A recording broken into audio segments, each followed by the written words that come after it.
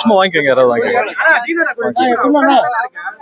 இல்ல கொடுங்க கொடுங்க பிரதர். சரி கொடுங்க, நான் பிடிச்சிக்கிறேன். கொடுங்க கொடுங்க, அதை கொடுங்க. கொடுங்க என்கிட்ட கொடுங்க. போலாம். ரைட், ஓகே போலாம்ல. போலாம். சரி போலாம்ல. போலாம்ல. அனைவருக்கும் வணக்கம். இன்று தமிழகம் முழுவதும் பல்வேறு பகுதிகளை சேர்ந்த முக்கிய பிரமுகர்கள் என்ற உங்களுக்கு அந்த பட்டியல் வந்திருக்கிறோம்.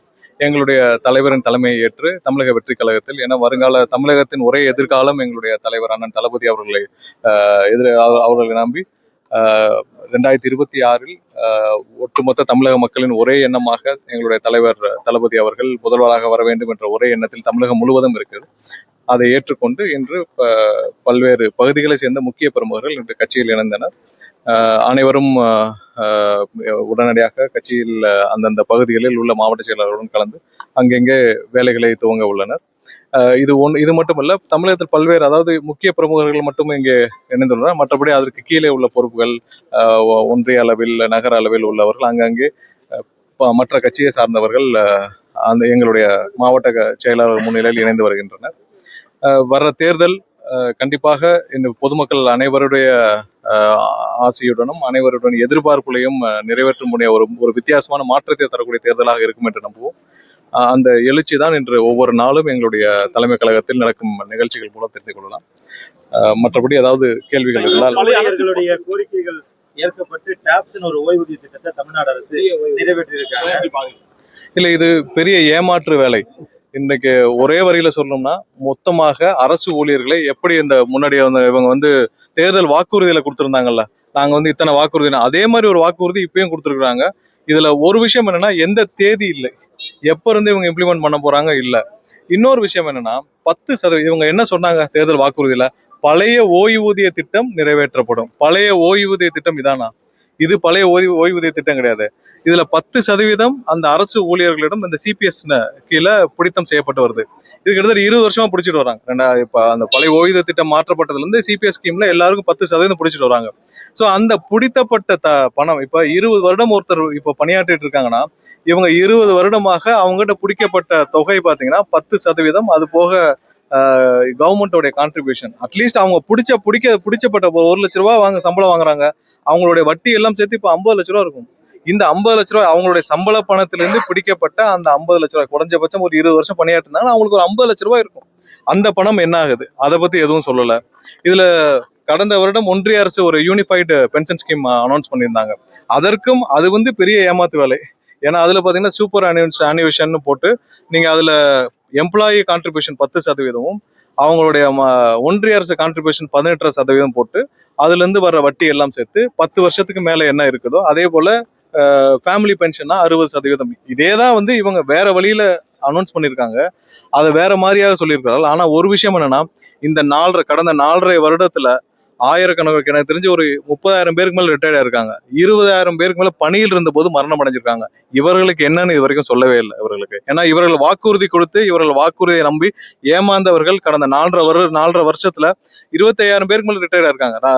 ஒரு கடந்த 4.5 வருஷத்துல ஒரு 25,000 பேராவது பணியில் இருக்கும் பொழுது மரணம் அடைஞ்சிருப்பார்கள். ஸோ அவர்களுக்கு என்ன சொல்ல வருகிறார்கள்? அடுத்ததாக எதற்காக இந்த 10% கான்ட்ரிபியூஷன்? ஏன்னா நீங்க ஓய்வூதியம்னு போட்டுட்டு 10% எம்ப்ளாயிட்டு இருந்தே பிடிச்சிங்கன்னா இதுக்கு மேல என்ன? இது பகல் கொள்ளை, நேரடியாக ஏமாற்றும் வேலை. இப்பயும் டேட் சொல்லல இவங்க. அடுத்து என்ன சொல்லுவாங்க, நாங்க 2027, 28 சொல்லி ஏதோ ஒரு தேதியை முடிச்சு போட்டுருவாங்க. இவர்கள் அதாவது இன்னைக்கு இருக்கிற சங்கங்கள் எல்லாமே ஒரு காம்ப்ரமைஸ் சங்கமா இருக்கிற சங்கங்கள் இன்னைக்கு இருக்கிற அரசு ஊழியர் சங்கங்கள் எல்லாம் விலைக்கு வாங்கப்பட்டு விட்டது. அந்த சங்கங்கள் எல்லாம் என்னன்னே தெரியாம இவர்கள் கீழே இருக்கிற அரசு ஊழியர்களை ஏமாற்றி வருகிறார்கள்.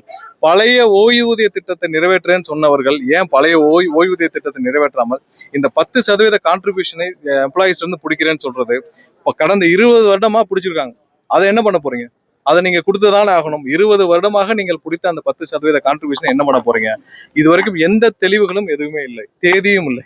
இது தேர்தலை ஒட்டி, ஏன்னா கடுமையாக இந்த 6ஆம் தேதிக்கு அப்புறம் அவர்களுடைய அறிவிச்ச இந்த போராட்டத்திற்கு வேற வழியே இல்லாமல் அவர்கள் ஒரு மாய வலையில் அரசு ஊழியர்களை ஏமாற்றி உள்ளார்னு தான் சொல்லணும். இதுல எந்த தெளிவுகளும் இல்லை, எந்த தேதியும் இல்லை. இதே மாதிரிதான் எல்லாருக்குமே, எல்லா வகையிலும் எல்லாருக்குமே. அவங்க சொல்றப்ப 5,000 ரூபாய் பொங்கல் பரிசு தரேன்னு சொன்னாங்க.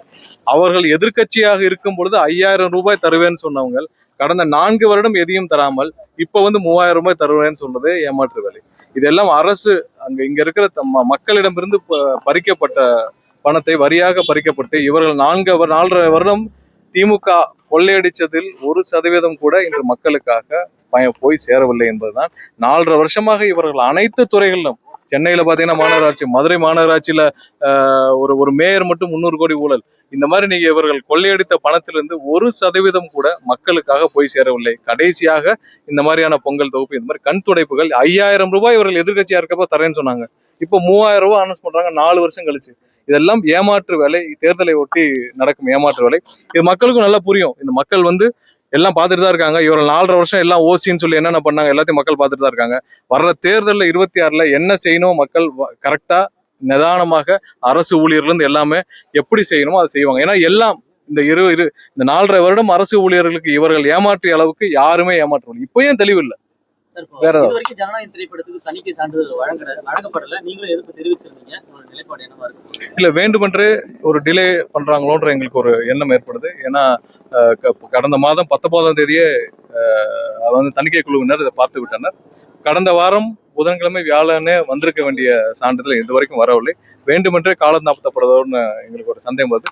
இன்னும் ஒரு சில இன்று மாலை வரை பார்ப்போம்.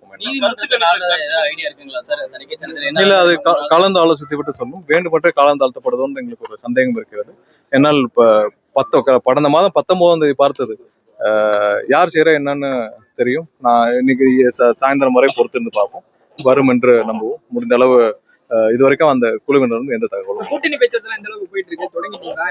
இல்ல, அது எங்களுடைய தலைவர் அதுக்கான குழுவை ஆலோசித்து அந்த குழுவை எந்தெந்த அந்த கூட்டணி சம்பந்தப்பட்ட குழுக்களை அறிவிப்பார். அதுல இருந்து நடவடிக்கைகள் இருக்கும். இன்னும் நாட்கள் இருக்குது. ரெண்டு மாசம் இருக்கு தேர்தல். இல்ல, நீ 2 நாளைக்கு முன்னாடி ஒரு லயோலா பழைய மாணவர்களோட இதுல 2வது சதவீதம், நீங்க 2வது இடம்னு சொன்னீங்க. இப்ப 3வது இடம்னு சொல்றீங்க. சரி, கருத்து கணிப்புகள் எல்லாம் நீங்க பல இடத்துல பார்த்திருப்போம். ஸ்ரீலங்கால என்ன நடந்துச்சுன்னு பார்ப்போம். ஸ்ரீலங்கால கருத்து கணிப்புகள் முதல்ல பார்த்தப்ப 3% சொன்னாங்க. 8 மாசத்துக்கு முன்னாடி, தேர்தலுக்கு முன்னாடி 3% சொன்னாங்க. அதே இதுல தேர்தல் முடிந்த பிறகு போஸ்ட் போல்ல 21% சொன்னார்கள். ஆனால் அன்னைக்கு இப்போ கவுண்டிங் எல்லாம் முடிஞ்ச பிறகு 41% அவர்கள் வாக்குகளை பெற்றிருந்தார்கள். புதிதாக வந்த ஒரு சக்தியை யாரும் கணிக்கவே முடியாது. அதே போலதான் இன்று தமிழக மக்கள், அதாவது 70 வருடங்கள் அவர்கள் எதிர்பார்த்த ஒரு மாற்றம் இந்த 26ல் வரப்போகிறது. இது மாதிரியான ஒரு தலைவரை கடந்த நம்ம தலைமுறையில நம்ம பார்த்ததில்லை. ஒரு நல்லவர், ஒரு மாற்றத்தை தர வேண்டும் என்று மக்கள் நம்பும் ஒரே தலைவர் எங்களுடைய தலைவர். இப்படி ஒரு தலைவர் இதுவரை தமிழகத்தில் நம்மளுடைய தலைமுறையில பார்த்ததில்லை. கண்டிப்பாக ஒட்டுமொத்த தமிழக மக்களின் ஆதரவோடு, இந்த கருத்து கணிப்பு எல்லாம் ஒண்ணுமே இல்லை, பெரும்பாலான மக்கள் ஆதரவோடு எங்களுடைய தலைவர் முதல்வராக ஆவார். அம்மா மக்கள் முன்னேற்ற கழகம் அதே போன்று வந்து OPS இவங்கெல்லாம் வந்து தாவேகா பக்கம் வரதுக்கான வாய்ப்புகள் இருக்குன்னா? இல்ல, அது எங்களுடைய இல்ல நிறைய இல்ல இல்ல இது எங்களுடைய தலைவர் எடுக்க வேண்டிய முடிவுகள். அது வர காலங்கள் அதுக்கான குழுக்கள் அமைக்கப்பட்டு அதெல்லாம் அதுக்கான பேச்சுவார்த்தைகள் என்ன ஏதுன்னு சொல்லி நடக்கப்படும். இதுவரை அந்த மாதிரி அதாவது ஒரு முடிவுகள் சொல்லக்கூடிய அளவிற்கு எதுவும் இல்லை. அது எங்க தலைவர் தான் கூட்டணி சம்பந்தப்படும் விரைவில் கொடுக்கப்படும். நாம இந்த பொங்கலுக்கு முடிந்த பிறகு விரைவில் அதுக்கான தேதிகள் எங்களுடைய பொதுச்செயலர் வாயிலாக அறிவிக்கப்படும். இல்ல, அதுக்கு முன்னாடி நம்மளுடைய தலைவருடைய மக்கள் சந்திப்புகள் இருக்கும். தேர்தல் பிரச்சாரம் தேதிகள் அறிவிச்ச பிறகுதானே அதோடைய பிரச்சார பயண திட்டம் அதுக்காக. ஏன்னா எத்தனை நாட்கள் இருக்குதோ தேர்தலுக்கு, அவங்களுடைய இதுல இருந்து அனௌன்ஸ்மெண்ட்ல இருந்து எத்தனை நாட்கள் இருக்குதோ அதுல இருந்து நம்ம தேர்தல் பயணங்கள் நம்ம முடிவு செய்ய வேண்டியிருக்கும். அதுல இருந்து பயணங்கள் முடிவு செய்யப்படும். நயினார் நாகேந்திரன் நேற்றைய தினம் பேசும்போது, பரப்புரையில இறுதி நாள் பேசும்போது, கரூர்ல 41 பேர் இறந்தது டைரக்டா திமுக சார்ஜ் பண்றாரு, அதாவது செந்தில் பாலாஜி அவர்களை சார்ஜ் பண்றாரு. ஆனா இது வரைக்கும் தாவேக்கு அந்த மாதிரி டைரக்ட் சார்ஜ் எதுவும் பண்ணல. இல்ல, நாங்க முதல்ல இருந்தே சொல்லியிருக்கோம். இது கரூர்ல ஒரு சதி திட்டம் இருக்குது. கரூர்ல நடந்தது ஒரு முற்றிலும் ஒரு சதி செயல். ஸோ திரு நயினார் அவர்கள் வந்து வெறும் வாயில பேசிட்டு இருக்கிறதா தான் அவங்க வந்து பிஜேபி வந்து 4.5 வருஷமா செஞ்சுட்டு இருக்காங்க. நீங்க சொல்றீங்கல்ல, உங்களுக்கு ஏஜென்சி அவர்கிட்ட தான் இருக்கு. நீங்க பேசுனது உள்துறை அமைச்சரை வச்சுட்டு பேசிருக்கீங்க. அப்ப நீங்க என்ன செஞ்சிருக்கணும்? உள்துறை அமைச்சர் வாயிலாக ஒரு நடவடிக்கையாவது எடுத்து இந்த செந்தில் பாலாஜியை கைது செய்யாவது பார்த்துருக்கோம்ல. நயினார் அவர்கள் சொன்ன குற்றச்சாட்டு பெரிய குற்றச்சாட்டு. என்னன்னா, செந்தில் பாலாஜி தான் கரூருக்கு மரணத்திற்கு 41 வெவ்வேறுடைய மரணத்திற்கு காரணம்னு நயினார் நாகேந்திரன் சொல்றார், உள்துறை அமைச்சர் வச்சுட்டு சொல்றாரு. அப்ப ஏஜென்சி உங்ககிட்ட தான் இருக்கு, சிபிஐ. அப்ப நீங்க தானே நடவடிக்கை எடுத்திருக்கணும். நீங்க உடனே அவருக்கு ஒரு சம்மன் அனுப்பிச்சு அவரை விசாரிச்சு அவரை கைது செய்யும் நடவடிக்கை இல்லாமல் நயினார் நாகேந்திரன் இந்த மாதிரி வெறுவாயில பேசிட்டு இருக்கிறத கொஞ்ச நாள் குறைக்கணும். அவர்கள் நடவடிக்கையே எடுக்கணும். அதை விட்டுட்டு சும்மா நாங்க இது மாதிரி ஏஜென்சி எல்லாம் கையில வச்சுட்டு நீங்க இது வரைக்கும் என்ன நடவடிக்கைகள் இவ்வளவு ஊழல் குற்றச்சாட்டு சொல்லியிருக்கிற திமுக அமைச்சர்கள் மீது இதுவரை ஒரு ஊழல் குற்றச்சாட்டுகளையாவது அவர்களாவது கொண்டு போய் என்ன நடவடிக்கையோ இல்ல தண்டனையாவது பெற்றுதற்க முடிஞ்சுதா? அந்த வேலையை அவர் செய்யணும். அதை விட்டுட்டு அவர் சும்மா பேசுறதை விட்டுட்டு இதை செய்யணும். திமுக அரசும் இதுவரை அவர்கள் இந்த கரூர் சம்பவத்தில் என்னென்ன மூடி மறைத்தார்களோ என்னென்ன செய்தார்களோ அது அனைத்தும் வெளிவர வேண்டும் என்பதுதான் எங்களுடைய எண்ணமும். Thank you.